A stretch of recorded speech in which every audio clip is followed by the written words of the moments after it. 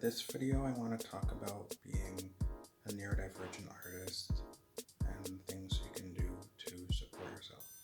I have a song on my album, Sonica, called Neurodivergent, which is about my experience with being Black and neurodivergent.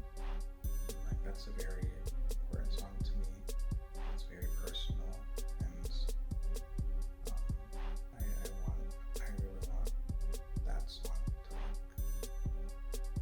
make neurodivergent people feel some sort of connection. A lot of times it's hard for neurodivergent people to make friends or keep friends because of the social barriers, but there's things you can do to find friends who are similar to you. One of those things that I found is actually Bumble. Like Bumble, the BFF section is the best way that I've found neurodivergent friends, because there's a lot of people on there who identify as neurodivergent, and a lot of them are also artists, a lot of them are creative people. It's also a good idea to try to find programs that specifically help neurodivergent people. So like I joined the YAIJ program last year, and they had an art program that was for autistic people of color, and that was a very special thing for me, and I made friends through it, and we got to do an art gallery show. So if you try to find things like that,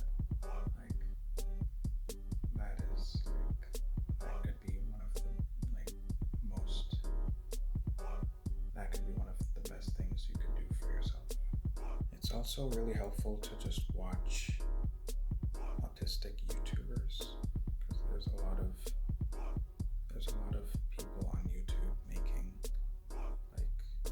autistic self-help type of content, and that helps me a lot. That helps me a lot because I've never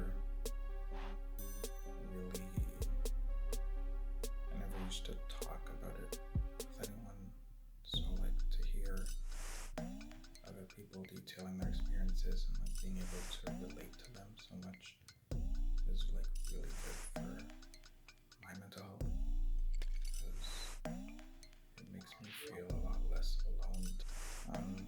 If you're just starting with visual arts and you don't know where to find motivation or inspiration, there's a lot of art nights that you could find on Instagram.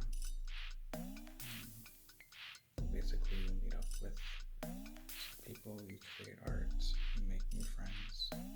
If you need art supplies, you should definitely go to the dollar store and not somewhere super expensive like Michael's.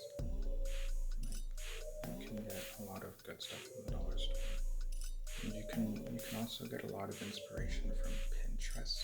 I use a lot of Pinterest to get inspiration. There's a lot of great artwork on there that you can draw inspiration from when you're making something. But back to the topic of being a neurodivergent artist. One of the best things you can do for yourself is really to just be open about it, because I never started connecting with other neurodivergent people until I started being open about it. And once you start being open about it, it leads to it creates a whole floodgate of positive energy that you could possibly receive, because